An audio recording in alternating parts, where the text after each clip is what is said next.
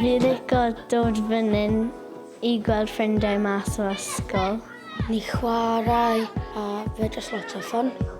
Canolfan sy'n hwb I blant a phobl ifanc o bob oed. A'r galw yma yn ardal Dyffryn Aman yn amlwg. I ti gallu fel cwrdd â ffrindiau newydd. Ni'n neud dansog a ni'n neud DJ-ing. Mae fe jyst hwyl ysbryd. Mae pobl fan hyn fel teulu fi ac nhw yn fel cael I fel llwyd. Youth Club hwn ydy yr only Youth Club yn GCG. A pryd ni cael disgos mae pawb yn mynd. Ni dod fan hyn I cael lot o ffwn. Mae'r clwb yn dibynnu ar arian o elusennau fel plant mewn angen, ond mae arian yn dyn. Os nag ni'n dod o hyd I ryw gyllid erbyn, wedyn ni mis Chwefror, byddwn ni mewn trwbl. Bydd y bosibilrwydd wedyn ni bod ni yn cael. Mae croeso I bawb yma, a dros 250 o blant wedi cofrestru. Mae'r ffaith bod nhw'n dod fan hyn, mae fe'n golygu bod nhw rhywun I siarad â, ond mae fe hefyd yn golygu bod nhw rhywle lle maen nhw'n saff. Rhywle lle maen nhw'n gallu bod yn nhw hunain, heb gael I barnu.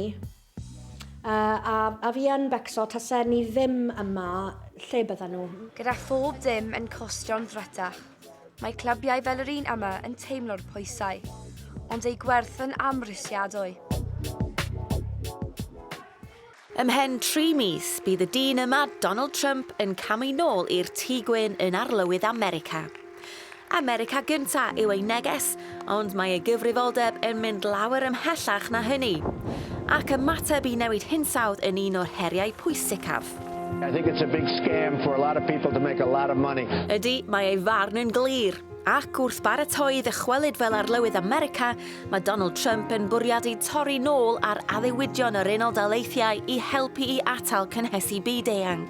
Wedi siarad am liquid gold yr Unol Daleithiau I gael ceisio pwmpio mwy o olew a nwy naturiol o meithir ledled y wlad yn amlwg fydd hynna'n bryder. Bydd e sicr yn cynyddu'r diwydiant tanwydd ffosil yn yr Unol Daleithiau.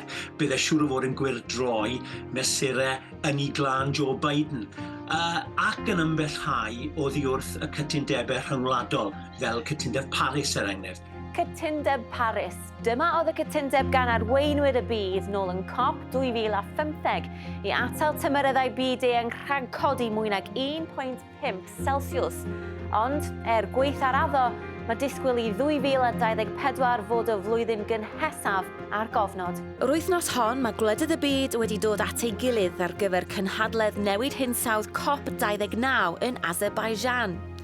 Bwriad y gynhadledd bob blwyddyn yw ceisio sicrhau bod gwledydd y byd yn helpu I arafu cynhesu byd-eang. Wrth I ni weld mwy a mwy o effeithiau newid hinsawdd ar ein planed, mae Trump yn dychwelyd i'r tŷ gwyn yn taflu cysgod dros y trafod. Ond mae nifer yn gobeithio y bydd dal modd gwneud gwahaniaeth. Llyfr hwyliog am hunaniaeth I godi ymwybyddiaeth ar y pwysigrwydd o fod yn garedig yw 20 o bobl Lliwgar Cymru. Yn ei liw croeni, da ni gyd yn gallu bod yn Cymraeg gyda dan. Bwriad yr awdur yw lledaenu'r neges fod cynrychiolaeth yn bwysig iawn. Does dim ots pa liw croen sydd gennych, mae pawb yn gyfartal. O'n I eisiau gweld rhywbeth efo fwy o cynrychiolaeth, pobl sy'n edrych yn wahanol, nid just pobl gwyn, achos mae yna rhyw teimlad weithiau bod mae rhaid I ti fod yn gwyn I fod yn Cymraeg. A dyna be mae'r llyfr yn dangos, really. Mae'r thema yn cynnwys hunaniaeth. Un ysgol sy'n ffan mawr o'r llyfr yw Ysgol Cymraeg ym Mwllheli. Mae'n llyfr mor dda. Cos maen nhw, bob un o'n nhw efo rhywbeth pwrpas dda yn y byd yma. Bod o'n bwysig I cael pwb yn trin fel yr un peth. Drwy gynnwys 20 o bobl ysbrydoledig o Gymru yn y llyfr, mae'r plant yn gweld y pwysigrwydd o gael ffydd yn eu hunain.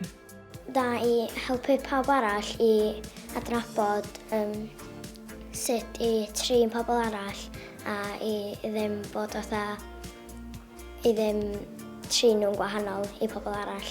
Fi hoffi'r llyfr achos mae'n dweud mae ddim yn mater pa lliw ydych chi, ti'n gallu bod yn dy hun. Profiad da I pobl sydd weithio'n cochi ffydd yn eu hunan pan mae pobl yn galw nhw'n enwa neu bod yn gas. Llyfr i ddathlu felly, ac un y gall bawb ei fwynhau.